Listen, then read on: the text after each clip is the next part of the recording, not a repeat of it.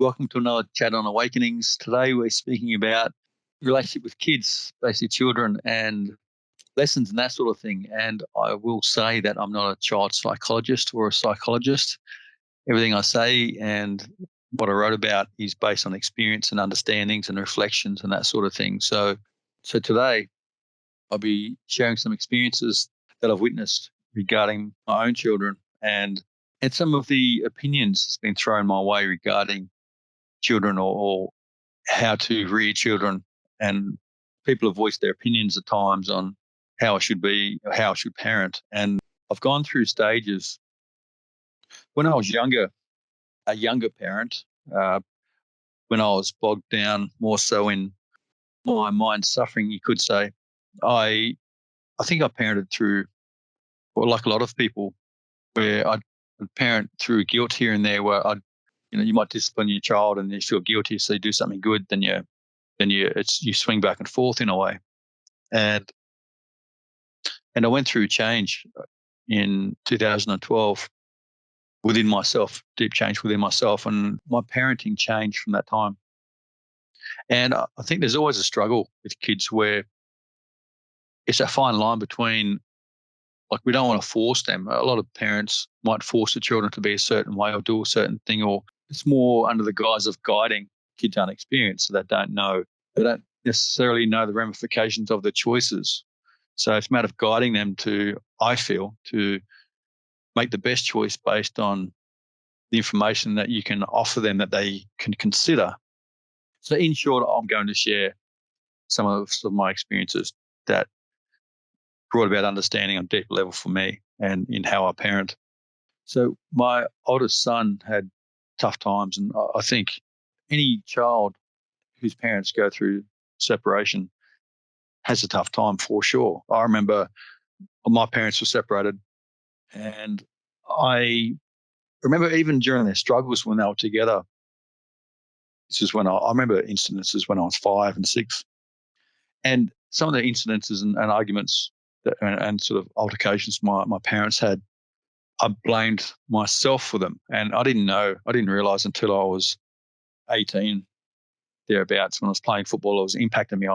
Things were sort of, actually, I'm not sure if I've told this story, but I went through, over a period of time playing football, if I got injured playing, I'm pretty sure I spoke about this, but I'll say it again.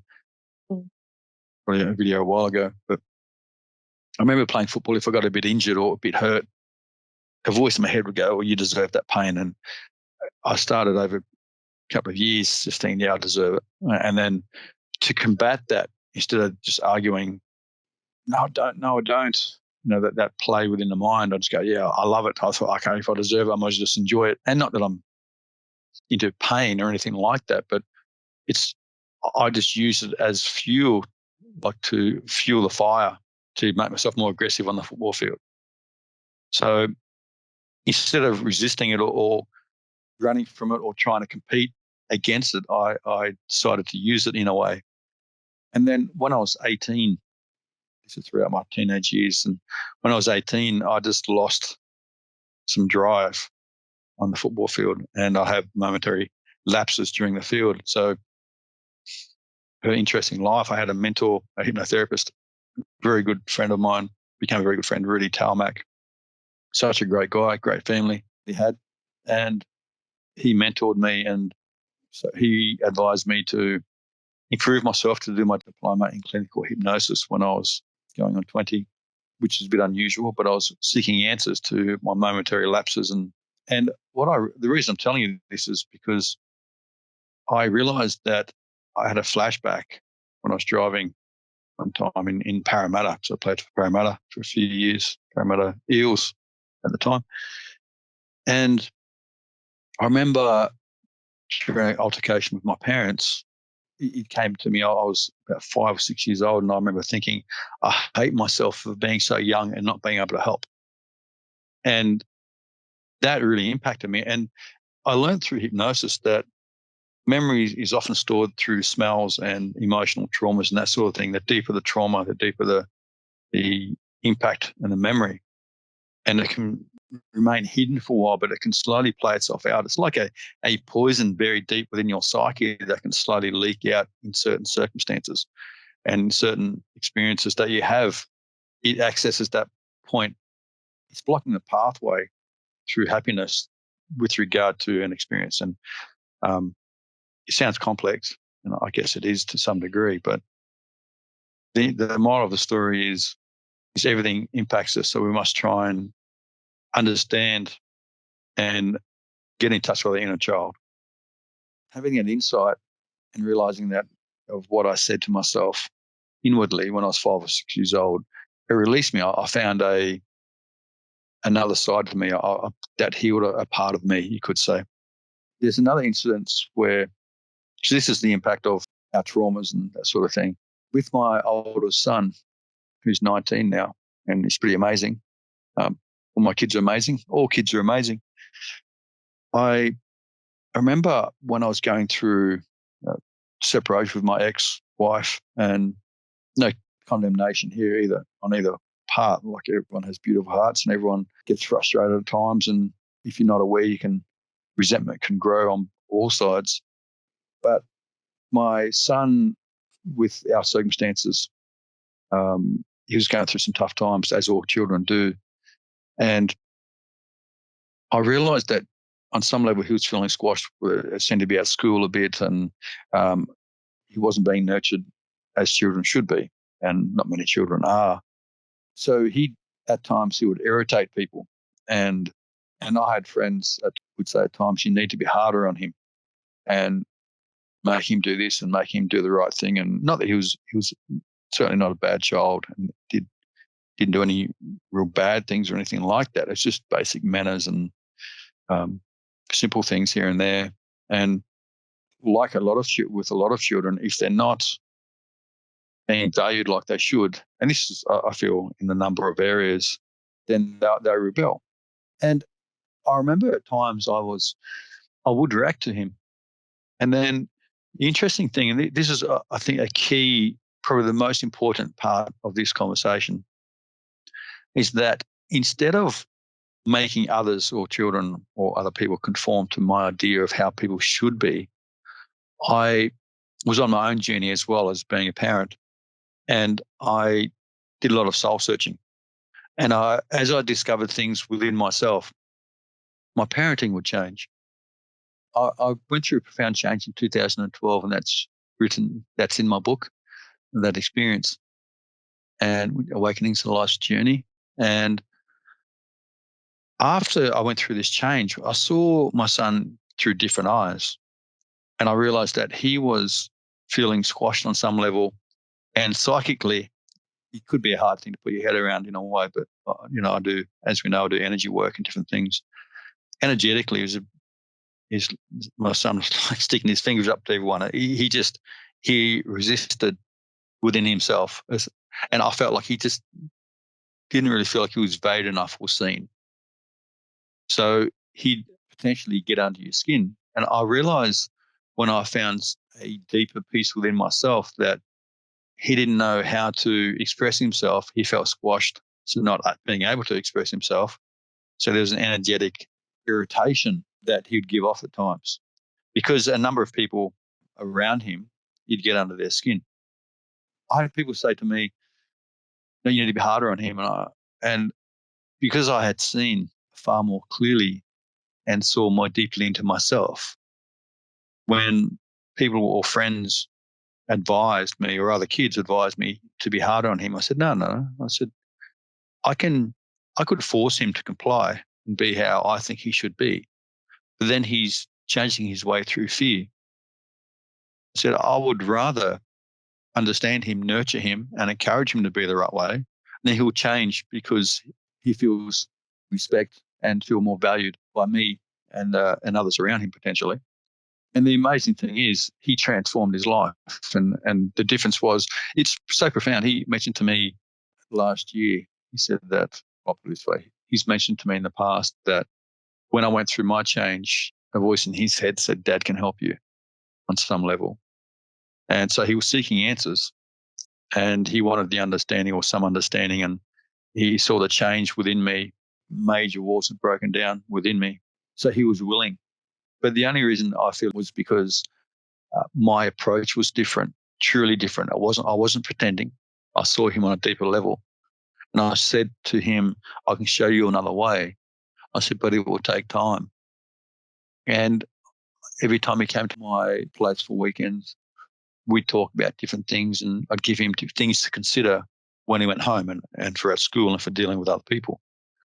And he's amazing, if I may say so myself. And obviously, you know him, Linda, you know what he's like. He's a very deep thinker. Amazing. Yeah. I really feel that there's another key thing here, that there's a number of things I'd like to talk about from my experience when dealing with teenagers or speaking to them, and you can't carry anyone on your back. They have to be willing to walk themselves. I feel it's important to offer understanding rather than judgment on how they are, how they feel, because it's their interpretation of life puts them in a place they're in. And it's not always easy to pull them out, and sometimes you can't. But I feel that the greatest chance is to offer a sense of understanding. And it can be hard to, and I'm going to actually say this, I thought about this beforehand and I wasn't sure whether I'd put it out there, but I'm going to. I feel in relationships or breakups, it's important. And this is one of the things that I really like about Dr. Phil. He has said, if you shame the parent, you shame the child. And I really feel that if you tell a child that their other parent is full of it, or they're liars, or they're this, or they're that, then at different stages throughout a child's life, they might rely more on the father or more on the mother. And you want them to feel that they can rely on both. And if a child's going through a tough time and they feel like they need the father or the mother, and you say they're full of it, they're like this, they're like that, they're liars, then you can take away the capacity or the possibility or opportunity for that child to go to that parent and seek understanding, because they may think there are no answers, there is no way forward. And even if a parent doesn't, let's face it, not all parents know everything. If a parent, even if their demeanor or they don't get along with the other parent or a relation or so, it doesn't mean that everything that they think and feel is wrong. There may be confusion, there may be mixed up to some degree. I feel the interpretation might be incorrect, but where it comes to a child and a circumstance that the child may be dealing with, they might just have the answer. They might just give a sense of hope or something that the child needs. So I would say, don't bag the other parent, because they may just, even though you may not like them, they may just offer something to a child or a friend that they need, a sense of hope or something. But to squash the other person, and then to say that don't go to them, or and then I feel it needs to be said. I've had people that haven't liked me that has said I'm full of shit or I'm a liar because of disagreements in the past. What point is there of that? It's not necessary. So I strongly suggest that if parents break up or if there's an issue, don't bag the other parent, because personalities clash. It doesn't mean that everything about the person's trash. So whether you like the person or not, it's like this could be censored from, it could be taken down from this very next moment. It's like Trump, where it's the policies, not the person. Like I don't ring Trump and talk to him. It's the policies. So personalities sometimes clash over a period of time, or something can happen. It doesn't mean that everything about the person is wrong. That's for everyone. And I feel like we need to be aware, because kids can be thrown in the middle of contentious situations between parents, and there's no need for that. I think it needs to be said. When at 9:00, my mind started going on all the kids about all the things, aspects of children to talk about, and these things popped into my mind. What are you going to say? I was just thinking, we've been through similar situations since with our foster child. We've got one of the parents that we have plenty of issues with, but we try not to discuss that in front of the child, because at the end of the day, it's not our job to decide for her what kind of person her biological parent is. That's up for her to decide later on in life when she learns more about herself. So I figured, even though we have our disagreements, we don't include her in any of that. Yeah. Because I figure, later on in life, that parent will reveal to her who he is. This situation happens for a lot of people, and I'm not talking about anyone individually. I'm just saying in general, this can happen and does happen. So there's certainly no personal attacks on anyone in this conversation, but it's something that I've noticed and we've all experienced to some degree. So obviously our role as parents is to say, I'd rather give children the opportunity to think that everyone has something to offer to some degree. Yep. That may vary, and it can vary depending on someone's emotional state. So a parent, if they're emotional, they'll have typically a lot less to offer than when they're not, but they're not always emotional in parents and family, that sort of thing. So to say that everything they say is a lie or they're full of it or something like that, it will never be like that. And we shouldn't say things like that. So it's something I feel we all need to be aware of as parents. So I think the other key thing, as mentioned with my son, who's 19, he was willing, I offered him understanding and nurtured him through. And I gave him insights. We discussed insights or understandings on thinking like this will lead you here. Thinking like that will lead you over there. And the obstacles in trying to go one way as opposed to the other. And it's easy to think that if we think this way, if we, parents will say, just forget this or just forget that. And it's like, well, if a child is more aware, they go, well, do you forget the stuff you don't like that? And most parents would go, well, no, I just bury it down deeply. Well, you're not really forgetting. You're just compiling it on top of each other. So, which it can come back and seep out later in certain situations, like what I shared about myself with my experiences growing up. So, yeah, I feel it's about, instead of just telling the children to do what we can't, just say, let's work through it together. Let's unravel it. Let's discuss it. Is this person that may have judged you or been mean to you, how are they? Like, how do they sit in themselves? Or it's not easy for a child to understand this, but it's, are they angry? Do they pick on everyone? Are they, are they jealous of something? And then they realize it's not. And it's very hard, even when you realize this, it's a very hard thing to accept that someone, they may be jealous or they may be competing or they may feel insecure. They might be jealous of some aspect of yourself. Yeah, it's not easy. There's another point I'd like to discuss, which is an experience when I was at your place, Linda, with the kids. Share a situation I witnessed and participated in with regard to children. There were some kids playing together. Well, there was a few of us friends around. The kids came out and said, "Oh, one of the child's been misbehaving." When I went looking for this child was hiding. This child thought they were in trouble. And I think this is a key thing, because most parents by far, if they're looking for a child and the child's hiding, they would think they're guilty. Yeah. And you'd assume that, wouldn't you, for sure? They're hiding. They know they're in trouble. Mission of guilt. Exactly right. Yeah. So you get them out of where they are. This child is under the bed. Get them out and you'd smack them or punish them, and that's it. And then there'd be the other children may feel righteous and the other one's in trouble, and then that's not exactly healthy. And sometimes something like that may be necessary to some degree, depending on the punishment and that sort of thing, or I like to think the understanding rather than punishment. Yeah. But when I found this child, I said, "Okay, come on." I was calm, and I said, "Come sit next to me." And I said, "So what happened?" And this child said, "Oh, I can't remember." I said, "Yeah, you can tell me." I said, how am I? Am I angry?" And they said, "No." I said, "Well, if you share," and this is someone I know quite well.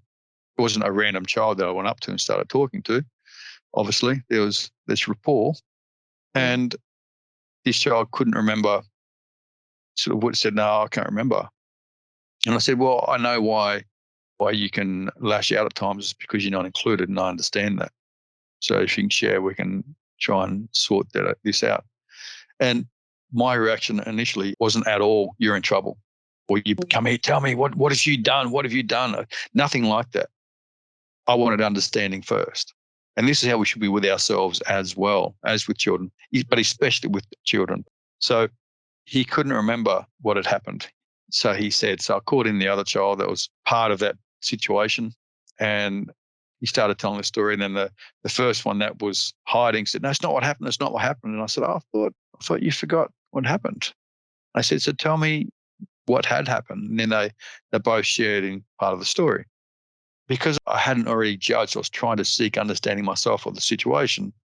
The second child just happened to say, oh, well, so-and-so was about to react like they do at home. So I pulled them away. I went, oh, I said, so this child didn't actually do anything. They were about to do something and you stopped them. And the other child said, yes. I said, okay, so really you should have warned them not to do it. And if they had done that, you should have come and got me or a parent. So I said, you actually jumped the gun because you assumed that what has happened in the past was going to happen again. And I said, so the original child that was hiding hadn't really actually at that point hadn't done anything wrong. And so they both looked at me and was a bit surprised in a way, but I still wasn't, no one was in trouble. And I said, you both need to apologize and it's all okay. And I said, sorry. And then there was understanding, whether they're aware of it or not, there's understanding. I didn't judge. It's not black and white. I wanted to get to the bottom of it, and I was looking for the key things that were said in the story. Then literally we're at your house, Linda, 5 minutes later, they're all playing happily.